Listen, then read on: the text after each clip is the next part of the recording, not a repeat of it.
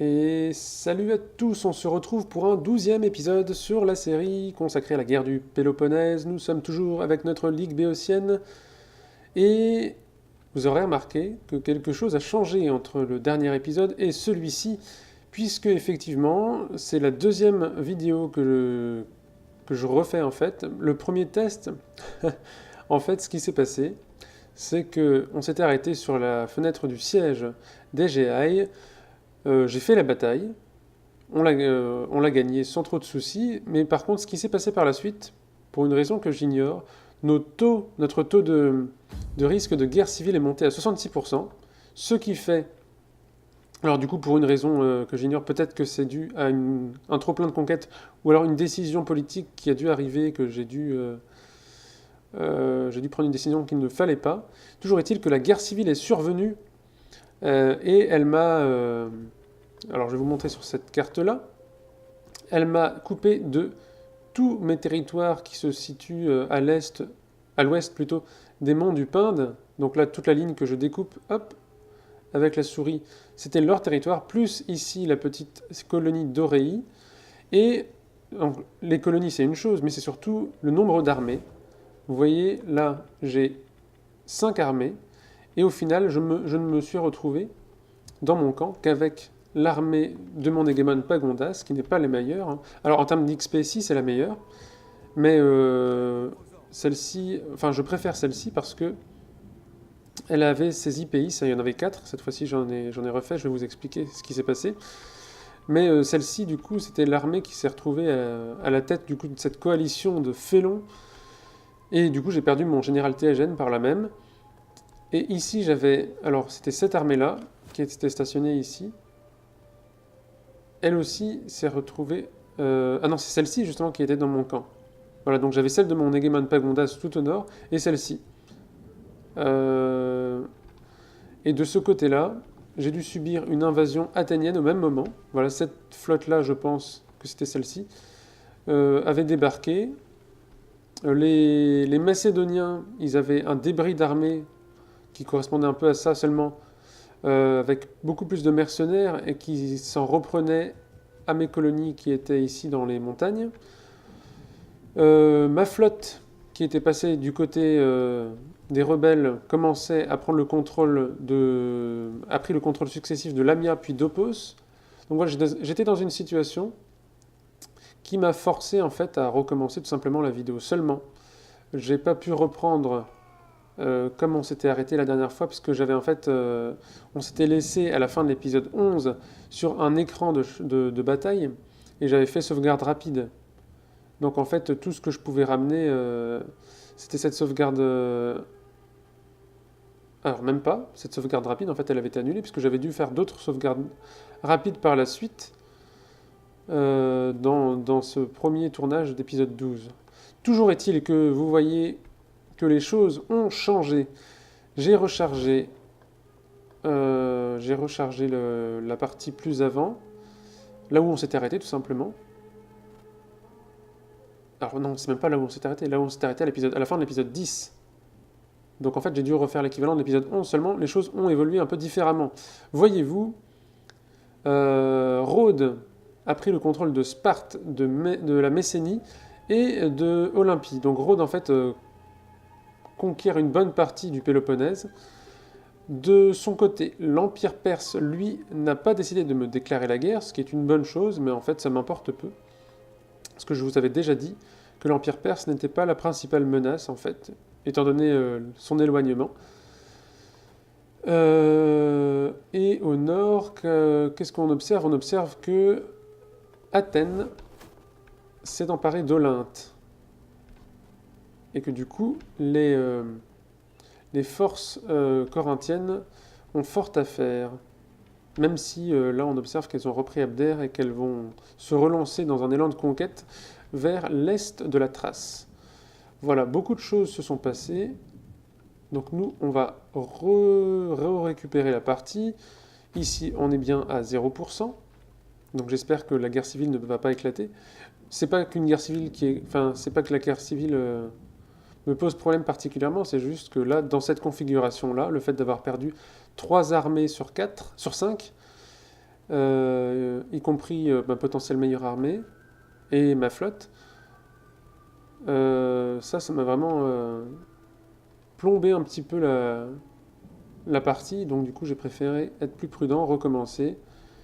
Et là on se laisse à peu près au même niveau, seulement quelques petites choses ont changé au niveau géopolitique sur la carte. Bon, on va pouvoir reprendre. En termes de technologie, on est quasiment au même stade, hein. J'ai refait les mêmes, c'était mercenaires et celle qu'on fait actuellement, il me semble, quoi. Platonisme, voilà. Donc, elle, elle va pouvoir embêter celui-ci. Ouh, d'accord. Très bien ça, très très bien. Donc lui, il est complètement réduit, lui aussi. Donc là, ils sont quasiment inoffensifs, on va dire. Alors, quand je dis quasiment inoffensifs, justement, dans l'épisode précédent qui ne sera pas en ligne, il y avait un général en lambeaux, il y avait 8 hommes encore. Et ben, il a recruté 4 ou 5 mercenaires et puis il a pu conquérir cette ville-là, Arnissa. Donc en temps normal, ça n'aurait pas posé trop de soucis, mais là, le fait que bon, j'ai perdu la moitié de mon empire et que des Athéniens se promènent tranquillement en Thessalie, bon là, ça m'a refroidi, j'avais pas envie de prolonger la série encore de 10 épisodes pour tout reconquérir. Donc j'ai préféré recommencer. Ok, pour ce tour-ci, on peut avancer. Concernant l'objectif principal, l'objectif 2. Ah tiens, il me demande la paix. Cadeau de l'or, mais beaucoup J'ai envie de jouer un peu avec et je suis sûr que vous en ferez autant. l'IA, mais non, on ne les voudra pas. Concernant l'objectif 2, on est vraiment pas loin. Émeute dans la capitale. Vos relations avec le parti accusé. Ouh, sont pires qu'avant. Ouh là là. Non, risque, c'est bon. Je respire. Ah, c'est peut-être qu'en prenant EGI, j'ai passé le niveau d'Imperium 5. Et du coup... Ah oui, et du coup... Ah, c'est peut-être ça. Quand on va s'emparer des GI, on va voir. C'est peut-être ça qui a provoqué tout ce bazar. Ok, alors on va essayer d'harceler celui-ci. Ok, échec. Peut-être qu'elle va gagner un niveau. Non. Donc on va s'emparer de... On va s'emparer des GI. Bon là on va pas la faire puisque franchement, affronter 300 hommes qui sont complètement épuisés, ça va pas trop nous intéresser ici. Et voilà, la Macédoine est conquise. Donc 15%, d'accord. Ok. Ok, donc il y a vraiment un problème. Loyauté positive et l'influence du parti au pouvoir dépasse 65%. Donc là, en fait, le début des ennuis commence. Ce que je vais faire, c'est que je vais sauvegarder. Hop. Et on va voir comment les choses tournent. Parce que là, je suis plutôt dans une bonne position et je l'étais à la fin de l'épisode 10. Seulement, cette ville est peut-être celle de trop. Mais on est obligé de passer par là de toute façon. Et de ce côté-là... non, c'est lui le prochain tour qui poursuivra du coup nos adversaires. De ce côté-là, on va suivre du regard... Je ne sais pas où elle est. La flotte athénienne. Alors en plus on a une armée ici. Mais bon, c'est vraiment l'armée artificielle qui va nous permettre, voilà, dans quelques tours, de valider cet objectif. Voilà, 4 tours. Dans 4 tours, on valide l'objectif, puisque notre flotte elle-même aussi est complète. Ok. D'accord. Ici, on va booster ça. Ok, bah sinon il n'y a pas grand chose à faire, hein. L'objectif c'est juste d'éliminer les Macédoniens. Et on va voir comment évolue la situation ici en Chalcidique. Étant donné que là c'est une armée corinthienne qui se promène et je pense qu'il va pouvoir reconquérir ces territoires. Ok. Alors j'aimerais bien que Sparte redevienne Sparte et se bouge un petit peu pour reprendre le contrôle de son territoire. Alors là, en plus, Rhodes est arrivé à Élis. Alors je me demande si Rhodes est en guerre contre la Ligue Achéenne. Oui, donc à un moment donné, mais pas contre Argos. Donc, elle n'a rien à craindre de cette armée-là. Sinon, cette armée-là aurait sans doute pris Olympie. Par contre, cette armée-là va pouvoir reprendre Élis par la suite. Enfin, j'espère. On va voir comment agit Lia. Ici, on a... C'est une armée. Donc, elle va débarquer. Je pense qu'elle va pouvoir reprendre Sparte sans trop de soucis. Argos ici. À moins que Argos déclare la guerre à Rhodes. À voir.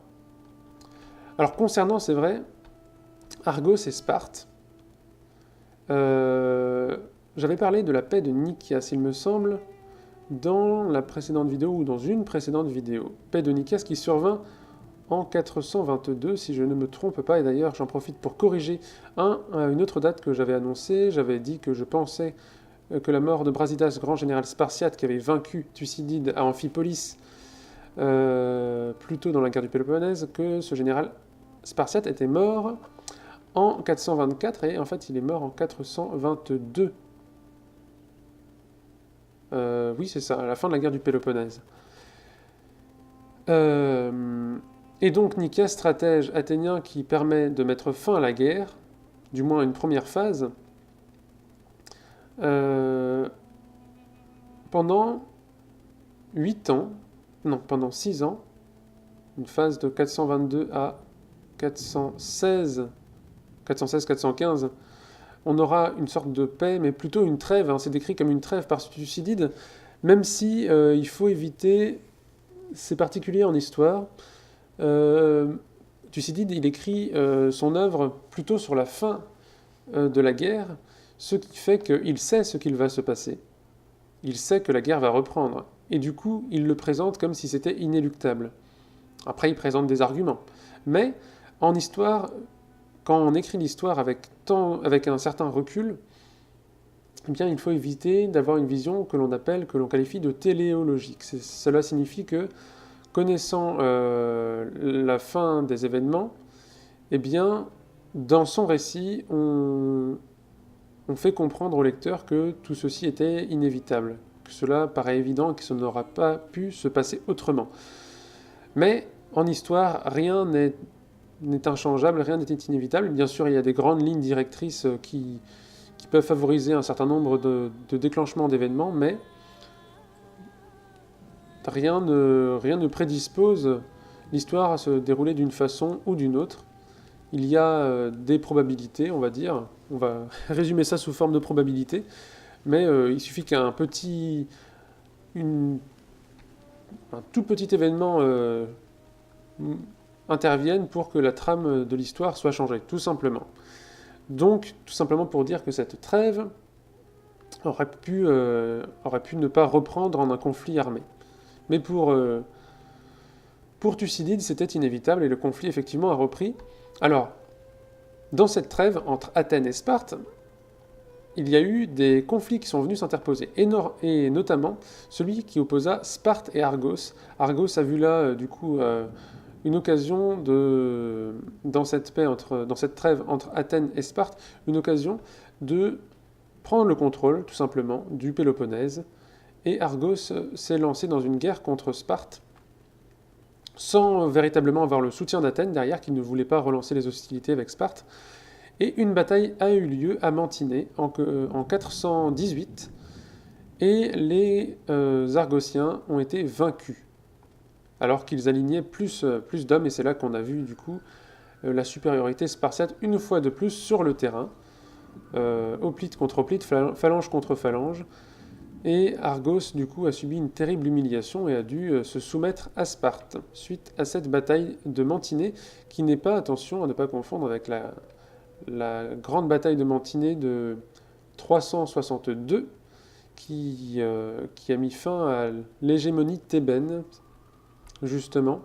Nous qui jouons en Thèbes, il faut savoir que dans le 4e siècle avant Jésus-Christ, quand on appelle le 1er 4e siècle, c'est la période qui s'étend de 400 à 350 avant Jésus-Christ, une période durant laquelle vont se succéder deux hégémonies, celle de Sparte tout d'abord, puisque Sparte est la grande vainqueur de la guerre du Péloponnèse en 404, et pendant une vingtaine, voire une trentaine d'années, Sparte va avoir l'hégémonie sur la Grèce.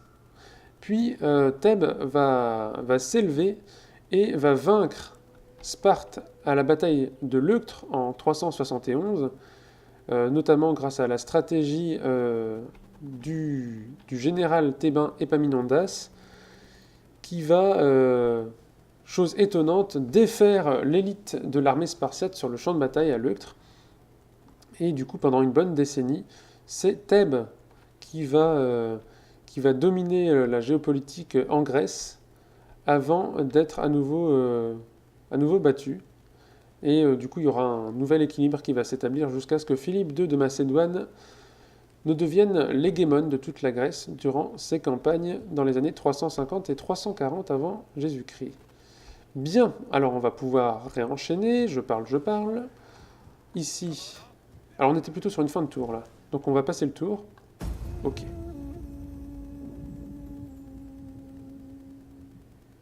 C'est vrai, j'ai du mal à exposer les choses clairement et en même temps à jouer. Donc plutôt que de faire des bêtises pendant ce temps-là, je préfère marquer des temps de pause pendant que je parle. Ça me permet d'être plus clair, du moins je l'espère, dans mes explications. Hop, on va frapper ici. Et là on a 2 armées, mais vous voyez, on a affaire à 400 hommes. Tout pile 400 hommes. Ok. Et c'en est fini de la Macédoine. Voilà. Le problème est réglé. Hop, quelques esclaves. Alors, dites-moi bien que le... Alors, le problème n'est pas réglé, apparemment. Apparemment, il y aura encore des Macédoniens. D'accord.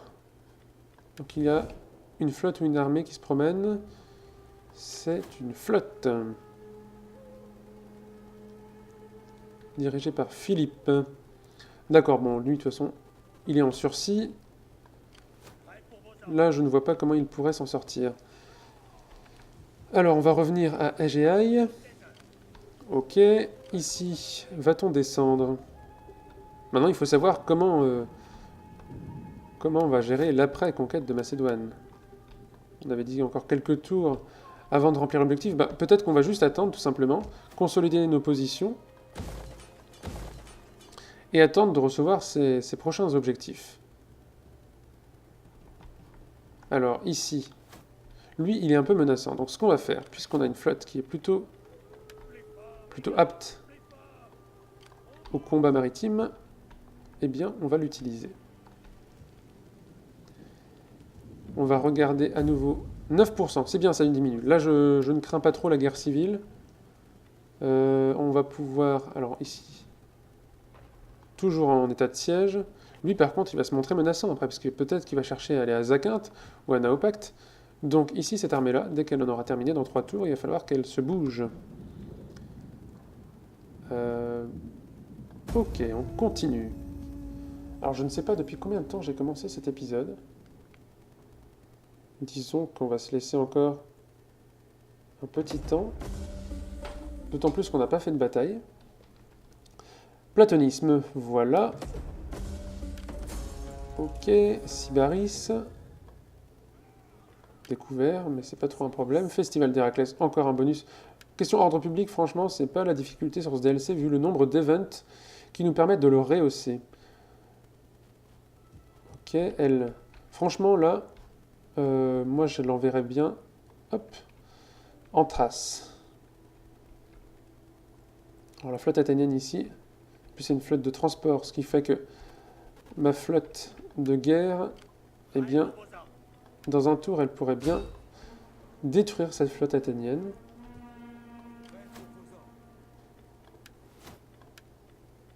Alors,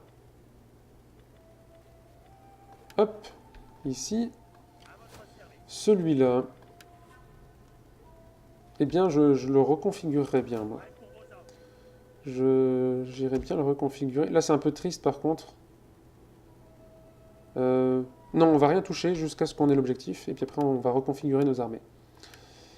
tout simplement. Donc là, on a fini la construction de plein de bâtiments qui avaient été lancés il y a 5 tours, et du coup, on a un sacré bonus au niveau de nos revenus.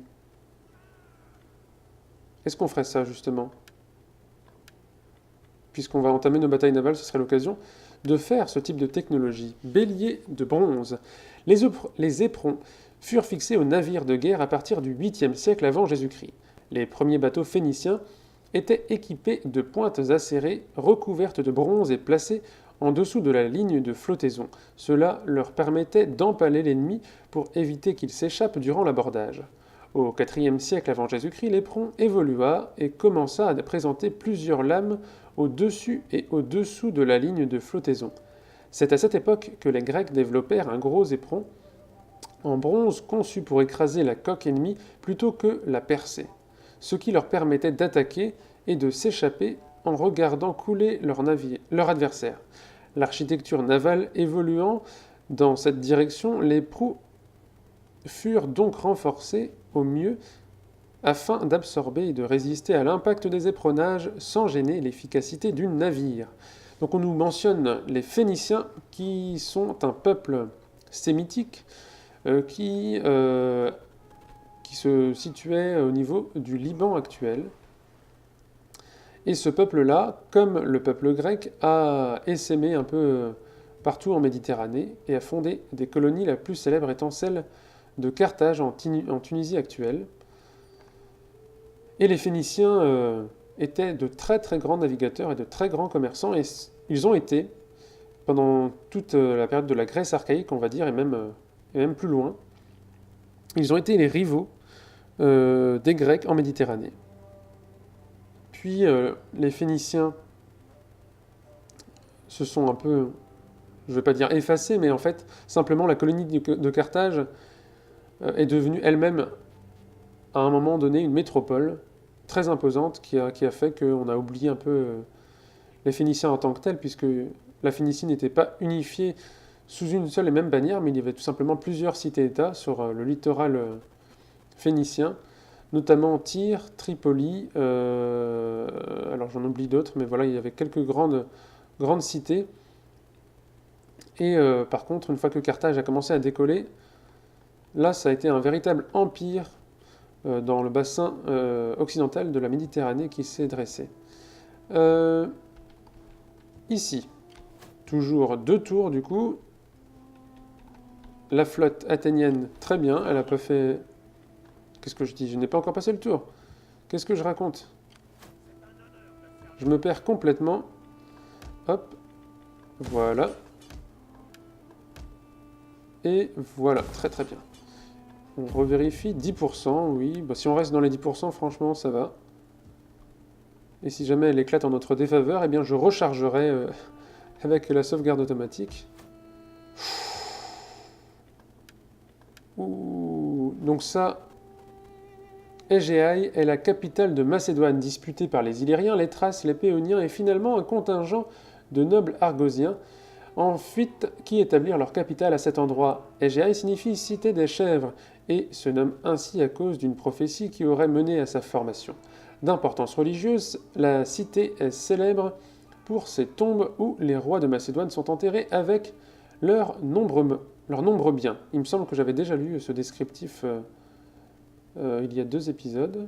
Alors j'espère que c'était pas dans l'épisode précédent, puisque là, je me répète et je me répète. On va supprimer du coup ce bâtiment.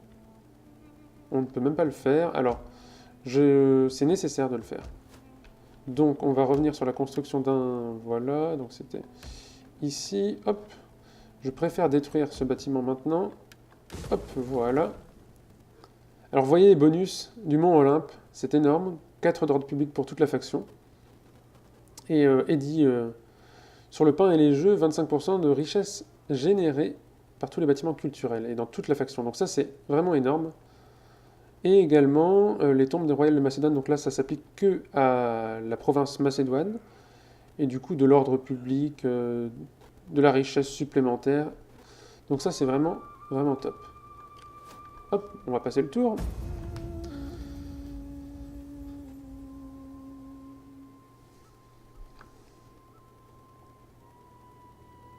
Ah, Olympe a été prise par Argos. Alliance rompue entre Athènes et Rhodes. Ah, j'avais même pas vu. Très très bien. Donc Sparte reprend un peu le contrôle temporairement. D'accord, donc ça j'ai raté un ou deux tours. Donc il a repris le contrôle de sa capitale, mais ici une armée rhodienne va revenir. Donc il joue un peu à cache-cache. Et par contre ici la Messénie est perdue pour Sparte, ce qui est un peu triste.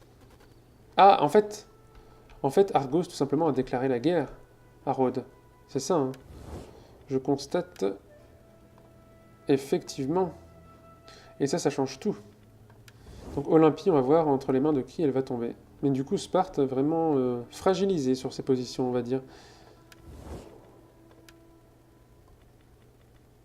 Ah, Hélice. On peut faire du commerce avec Hermès Hélice. nous inspirer de belles paroles. Ça doit être depuis longtemps, afin que pourtant nous bizarre. arrivions à bien négocier Ça, c'est et à étrange. conclure un accord. Puisque c'est vrai qu'ils sont à Athènes, donc... Ouh, on va pouvoir récupérer pas mal de drachmes là-dessus. Très bien. Nous les 1500... On a un très bon revenu, on est en été, et alors en automne ça va encore plus augmenter je pense. Et dans un tour on va pouvoir accomplir l'objectif principal, ça va être très très bien pour finir cet épisode, même si j'aurais préféré avoir une bataille à disposition. Pourquoi pas une bataille navale? Pourquoi pas? Ah bah très bien, bah on va la faire. Je suis pas fan des batailles navales sur Rome 2 Total War, mais bon. Là, on a affaire à une flotte de transport, donc pas de difficulté, ça va juste être un naufrage, ça va être un Trafalgar pour eux. Athènes va perdre une grosse armée. Alors j'aimais bien justement, je parle de Trafalgar, sur Empire Total War, c'était novateur, mais c'était terriblement lent, et j'ai l'impression que c'était un petit peu mieux sur Napoléon Total War. Je ne sais pas si c'était plus rapide, mais en tout cas, ils avaient ajouté la fonctionnalité de pouvoir réparer ces navires. Et ça, c'était vraiment appréciable. D'autant plus que les navires de l'époque napoléonienne étaient encore plus massifs que ceux qu'on avait vus dans Empire Total War. Donc c'était relativement appréciable. Bon, il n'a pas l'air motivé. Alors voyez la jauge de force. Ça, c'est amusant. La jauge de force nous dit que nous sommes défavorables. Eh bien, on va voir ça. Nous allons voir ça. Alors, arrivé à un certain stade, il va commencer à bouger, peut-être. Et nous, on va commencer à désigner des cibles. Alors, oui, il commence à bouger. Alors, en fait, j'aurais pas dû faire ça. En fait, ah, je n'ai pas beaucoup de navires d'assaut. Donc ce qu'on va faire,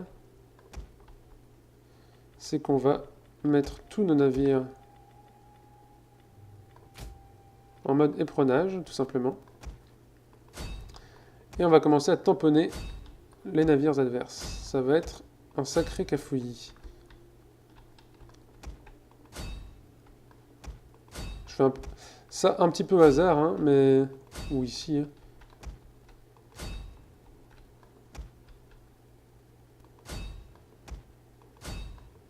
Là, une première ligne. Tous les navires ne sont pas attribués, mais bon. On fera au fur et à mesure. Allez. Alors là, par contre, ouais, il peut nous faire quelques dégâts, quand même. Avec des archers enflammés.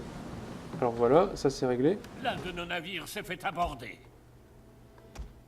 Ah ouais, mais non, mais là... C'est pas un abordage, il est en train de couler, je peux pas le...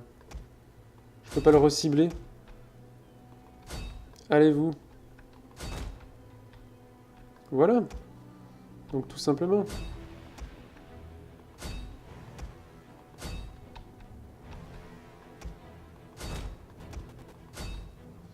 Il est tout simplement en train de sombrer. Allez. Bim. Ah, il n'est pas mort. Il n'est pas en train de couler, lui. Donc là, ce serait sympa de pouvoir recharger. Bah, toi, peut-être que tu vas aller là. L'un de nos navires s'est fait aborder. Faut limiter les abordages parce que sinon on va perdre des navires véritablement. Non, par là. Et par là. Ouais, mais là, tu vas te confronter à ça. Voilà, donc là, c'est très bien. Ici, on lui fonce dessus. Ici, par là. Ici, là.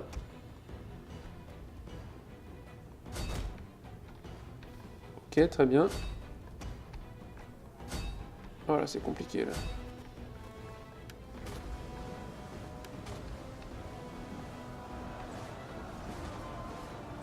L'un de nos navires s'est fait aborder.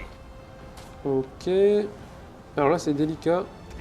Surtout celle-là, il faut que vraiment qu'elle se retire. Notre général se fait attaquer. Allez-y, les gens. Ah non, si on perd un navire, ça va prolonger encore de 2 tours. Non, je ne veux pas. Non. Allez. La Allez-y. bataille tourne en notre faveur. Ah, j'ai l'impression qu'on a perdu un navire. Ouais. Bon, écoutez, il va falloir qu'on recrute une unité de mercenaires parce que, au niveau de l'objectif, là, le fait de perdre un navire, ça va encore prolonger de 2 tours si jamais on fait du recrutement standard. Une de nos unités a utilisé toutes ses munitions. Alors, le navire n'est pas coulé. Donc, c'est une fuite, mais Équipage paré. il n'a pas coulé. Allez, voilà. Navire d'assaut paré à vos ordres. Navire de soutien. Ce cafouillis. Une de nos unités a utilisé toutes ses Alors, vous, munitions. qu'est-ce que vous faites?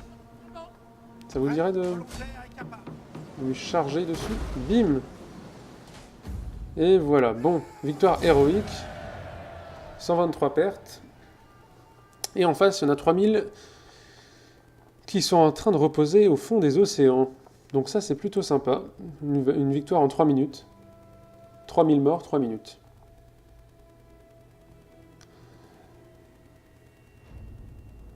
Donc, c'est pas dit que ce navire-là est coulé. Donc, on va voir. Et le prochain tour, on aurait accompli l'objectif et on verrait justement quels seraient nos objectifs suivants. Et en plus, on pourrait démobiliser une partie de nos armées. Ce qui ferait qu'on gagnerait encore plus de sous. Allez, en esclavage. On est tellement bien au niveau de l'ordre public qu'on peut se permettre de faire de l'esclavage. Archias, amiral. Très bien, on n'a pas perdu le navire en question. On va en faire un stratège. Ok. En plus, on est sur notre... Alors, on gagne. Est-ce qu'on ira attaquer Toronnet? Non, Toronnet, c'est quand même du costaud. C'est quand même très très solide. Fondée au 8e siècle avant Jésus-Christ, Toronnet est devenue l'une des cités les plus importantes de Chalcidique grâce à son excellent emplacement et ses ressources abondantes.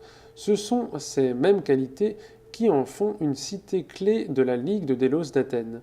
Toronnet paie l'un des plus hauts tributs à Athènes, qui peut y placer une garnison, vu son importance stratégique dans la guerre à venir. Et donc Toronnet est une clérouquie. J'avais déjà évoqué les clérouquies.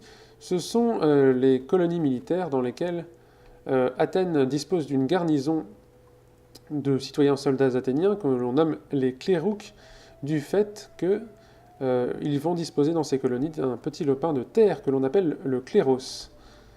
Et donc Toronnet semble en être une de ces clérouquies. Alors, la flotte. Hop. Ok. Là, j'ai dit que je bougeais pas, hein, donc on va rester fidèle. Par contre, ce que l'on va faire, c'est qu'on va continuer au niveau des bâtiments agricoles, s'il y en a d'autres. Ici. Oh, ça c'est bien, ça. Taux de recherche, toujours appréciable. Et ici, même chose, j'ai envie de dire. Oui. Ok. Ici, voilà.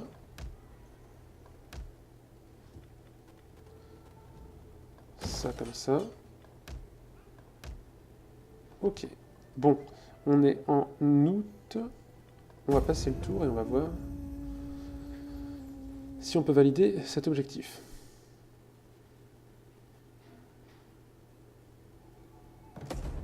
Alors, bélier de bronze, c'est bon. Mission accomplie. Très très bien. Donc, nouvel objectif, Trace. un singulier spectacle. Une fois de plus, nous présentons dans nos actions le singulier spectacle de l'audace et de la mûre réflexion, pour toutes deux porter à leur paroxysme et unité dans les mêmes personnes. Thucydide, oraison funèbre de Périclès, détenait le contrôle total sur une région maritime. Et là, le risque, c'est d'avoir le contrôle total sur une région maritime. Chasser. C'est bien, je ne l'ai pas. Pourquoi je dis que c'est bien? Parce que ma crainte à chaque fois, quand je découvre un nouvel objectif, c'est que je vais valider l'objectif principal, sans pouvoir valider les objectifs secondaires. Alors là, on a déjà un objectif secondaire qui est validé, c'est celui de conquérir la Thessalie.